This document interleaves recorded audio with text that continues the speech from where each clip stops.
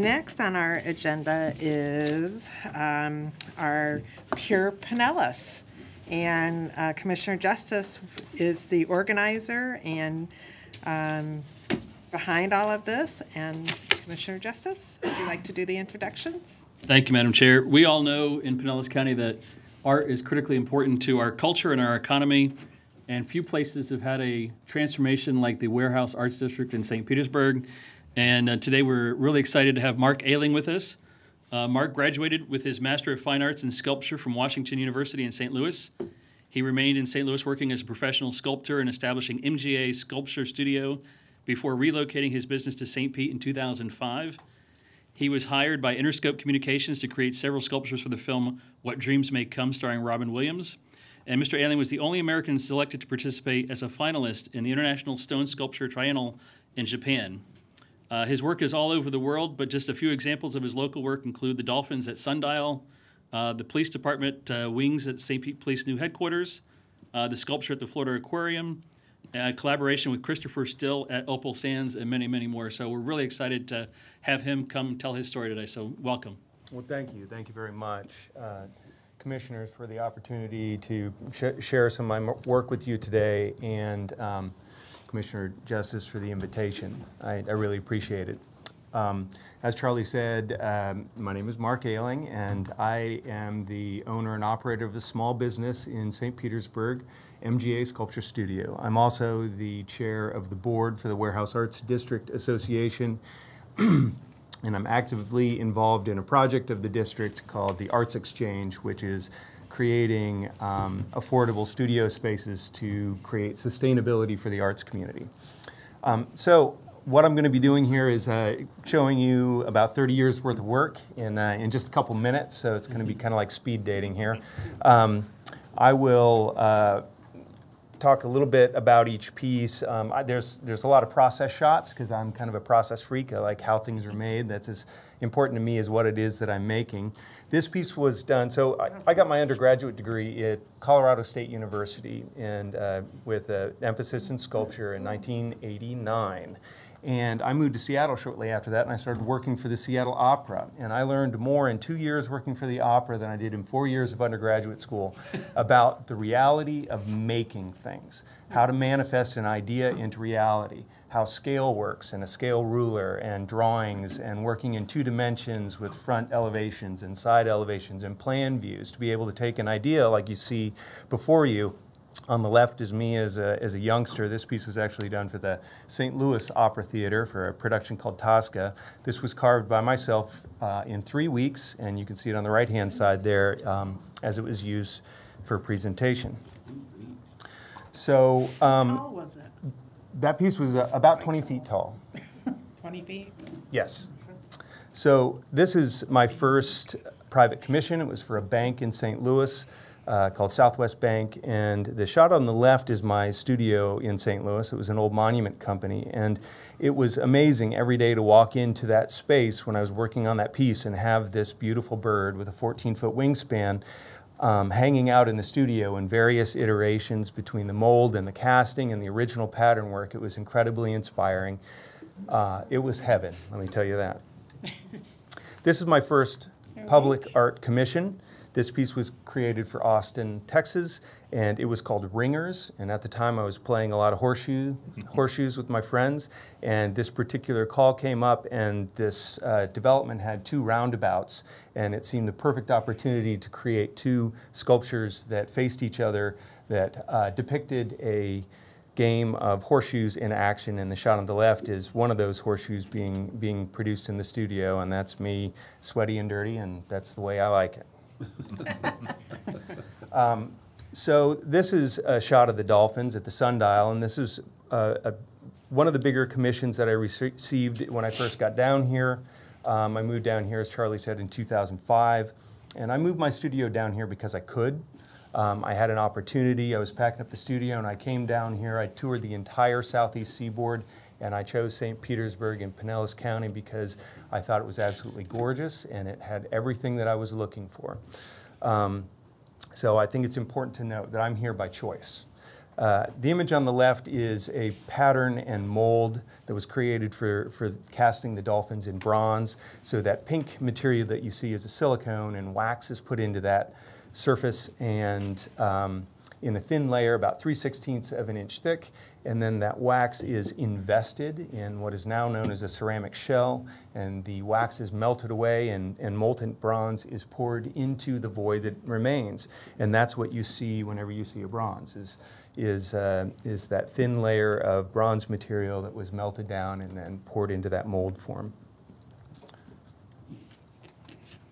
This is a commission that was a public art commission for Baycare headquarters, and it's called the Ripple Effect. And the 3 drops of or splashes in the water represent the core values of the Baycare health system.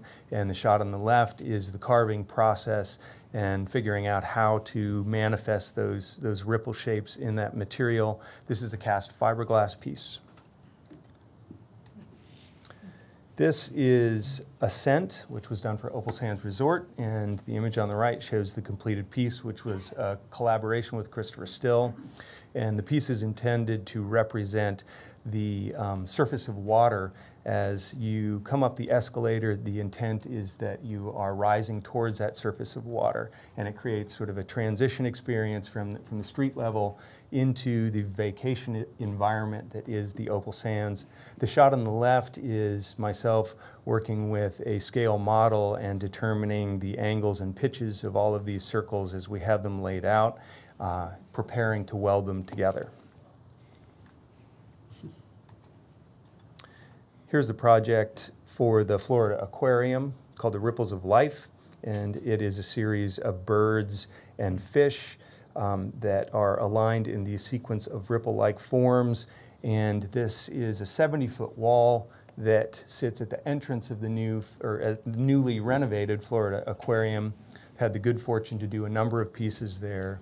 And on the left is one of those panels being processed. It's all water jet cut aluminum.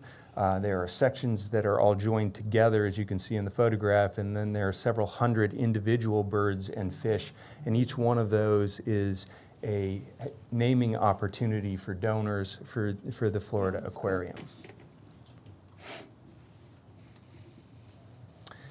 These 2 pieces represent private commissions that are very important to me in my recent body of work, and they represent investigations into how to create 3-dimensional objects out of linear space in the piece on the left, and then out of flat planes or planilinear objects from the piece on the right. The piece on the right is over in Tampa. Actually, both of these pieces are in Tampa. And the vertical lined piece is called Vertical Hum. It actually creates a visual effect as you walk past it that it creates a sense of movement, and I've often seen people when they stand and look at it rock back and forth, and it creates a sense of energy or movement in the piece. The piece on the right is called Budding Vortex, and it has to do with the reproductive components of plants and how those processes tend to follow mathematical formulas that the Greeks discovered early on, and we know them by definition as the Fibonacci sequence, and also represented in the golden means, which is a ratio of growth proportion that is 1 to 1.68, and many more points from there, but it is the ratio of the length to the width of the Parthenon. Who knew that math and science and art could all come together? This is a piece called Splash, and it is a very literal project for a recreational center in Norman, Oklahoma. They have a golf course and a tennis club, as well as a new aquatic center. And this piece is all water jet cut aluminum, and it is vertical planilinear forms that make up that shape. So here we have the piece, one of the pieces for the new police headquarters in St. Petersburg. The shot on the right is in my studio with St. Petersburg City Council member Gina Driscoll, excuse me.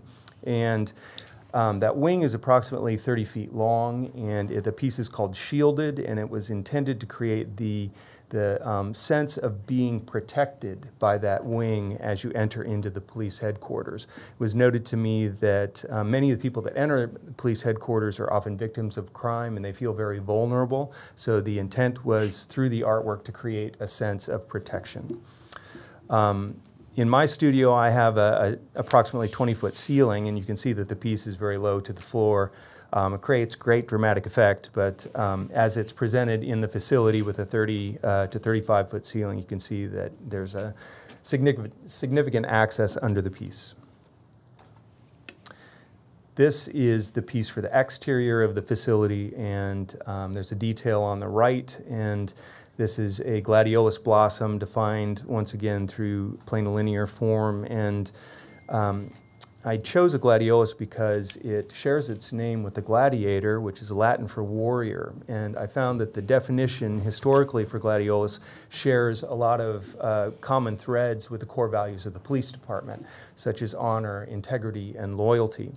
And the idea behind this blossom, at the very center of this particular flower, is a mirror-polished gold-plated sphere, and you see yourself reflected in that sphere. So it represents the community, and the petals represent the police department. In an idealized sense, a flower has at its essence the pistil and stamen, which is what carries that flower forward through life.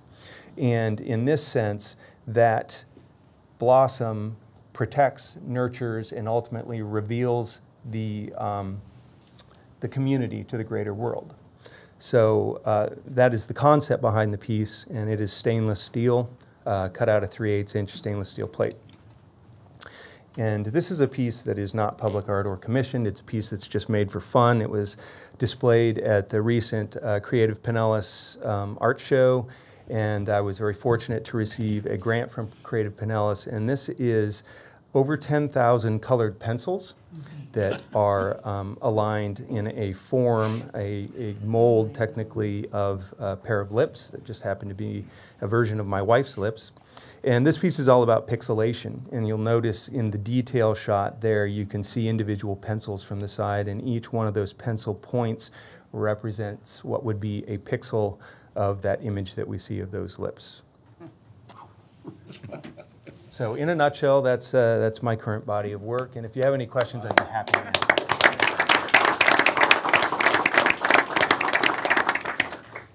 Thank you so much. We are so proud that you call St. Petersburg and Pinellas your home, and that you work, live, and play here. So great presentation, and I've seen almost all of the works that you showed today, and Well, thank you. it's fascinating to see side by side how you create them and the finished product.